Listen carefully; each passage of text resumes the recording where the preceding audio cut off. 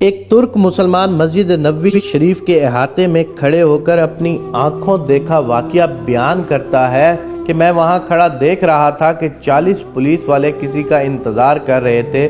پھر ایک شخص نمودار ہوا تو پولیس والوں نے بھاگ کر اسے قابو کر لیا اور اس کے ہاتھ جکڑ لیے۔ نوجوان نے کہا، مجھے دعا اور تفصل کی اجازت دے دو، میری بات سن لو، میں کوئی بھکاری نہیں ہوں، نہ چور ہوں۔ پھر وہ جوان چیخنے لگا۔ میں نے اسے دیکھا تو ایسے لگا جیسے میں اسے جانتا ہوں۔ میں بتاتا ہوں کہ میں نے اسے کیسے پہچانا۔ دراصل میں نے اسے کتنی ہی دفعہ بارگاہ رسالت میں روتے ہوئے دیکھا تھا۔ یہ ایک البانوی نوجوان تھا جس کی عمر 35 یا 36 سال کے درمیان تھی۔ اس کے سنہری بال اور ہلکی سی داڑھی تھی۔ میں نے پولیس والوں سے کہا، جب اس کا کوئی جرم نہیں ہے تو تم اس کے ساتھ ایسا کیوں سلوک کر رہے ہو؟ آخر کیا الزام ہے اس پر؟ انہوں نے مجھے کہا، ارے او ترک، تو پیچھے ہٹ، اس معاملے میں بولنے کا تجھے کوئی حق نہیں ہے۔ لیکن میں نے پھر سے کہا، آخر اس کا تمہارے ساتھ کیا مسئلہ ہے؟ کیا اس نے کوئی چوری کی ہے؟ انہوں نے کہا، نہیں، یہ بندہ 6 سال سے ادھر مدینہ شریف میں رہ رہا ہے، لیکن اس کا یہ قیام غیر قانونی ہے۔ ہم اسے پکڑ کر واپس اس کے ملک بھیجنا چاہتے ہیں، لیکن یہ ہر دفعہ ہمیں چکمہ دے کر بھاگ جاتا ہے اور جا کر روضہ رسول میں پناہ لے لیتا ہے، اور ہم اسے اندر جا کر گرفتار نہیں کرنا چاہتے تھے۔ میں نے پوچھا، تو اب اس کے ساتھ کیا کرو گے تم لوگ؟ کہنے لگے، ہم اسے پکڑ کر جہاز پر بٹھائیں گے اور واپس البانیہ بھیج دیں گے۔ نوجوان مسلسل روئے جا رہا تھا اور کہہ رہا تھا، کیا ہو جائے گا اگر تم مجھے چھوڑ دو گے تو؟ دیکھو، میں کوئی چور نہیں ہوں، میں کسی سے بھیک نہیں مانگتا، میں تو ادھر بس محبت رسول میں رہ رہا ہوں۔ پولیس والوں نے کہا، نہیں، ایسا جائز نہیں۔ نوجوان نے کہا، اچھا مجھے ذرا آرام سے روضہ رسول صلی اللہ علیہ وآلہ وسلم سے ایک عرض کر لینے دو۔ پھر نوجوان نے اپنا منہ گنبد خضرا کی طرف کر لیا۔ پولیس والوں نے کہا، چل کہہ جو کہنا ہے۔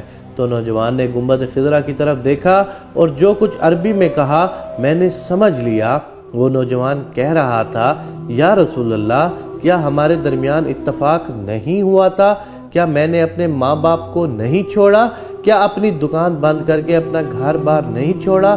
اور یہ عہد کر کے یہاں نہیں آیا کہ آپ کے جوار رحمت میں رہا کروں گا؟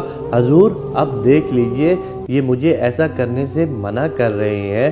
یا رسول اللہ، یا رسول اللہ، آپ مداخلت کیوں نہیں فرماتے؟ یا رسول اللہ، آپ مداخلت کیوں نہیں فرماتے؟ اتنے میں نوجوان بے حال ہونے لگا تو پولیس والوں نے ذرا ڈھیل دی اور نوجوان نیچے گر گیا۔ ایک پولیس والے نے اسے ٹھڈا مارتے ہوئے کہا، اوے دھوکے باز، اٹھ! لیکن نوجوان کو کوئی رد عمل ظاہر نہ ہوا۔ میں نے پولیس والوں سے کہا، یہ نہیں بھاگے گا، تم حمامات سے پانی لے آؤ اور اس کے چہرے پر ڈالو۔ لیکن نوجوان کوئی حرکت نہیں کر رہا تھا۔ ایک پولیس والے نے کہا، اسے دیکھو تو صحیح، کہیں یہ سچ مچ مر ہی نہ گیا ہو۔ دوسرا پولیس والا کہنے لگا، اسے ہم نے کون سی ایسی ضرب لگائی ہے جس سے یہ مر جائے گا؟ پھر انہوں نے ایمبولینس والوں کو فون کیا۔ وہ ادھر سامنے والے 7 نمبر گیٹ سے ایک ایمبولینس لے آئے۔ انہوں نے نوجوان کی شہ رگ پر ہاتھ رکھ کر حرکت نوٹ کی اور نبض چیک کی تو کہنے لگے، اسے تو مرے ہوئے 15 منٹ گزر چکے ہیں۔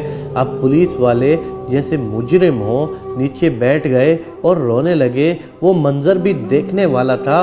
ان میں سے ایک تو اپنے دونوں زانوں پر ہاتھ مارتے ہوئے کہتا تھا، ہائے ہمارے ہاتھ کیوں نہ ٹوٹ گئے، کاش ہمیں معلوم ہوتا کہ اسے رسول اللہ سے اتنی شدید محبت ہے، ہائے ہمارے ہاتھ کیوں نہ ٹوٹ گئے۔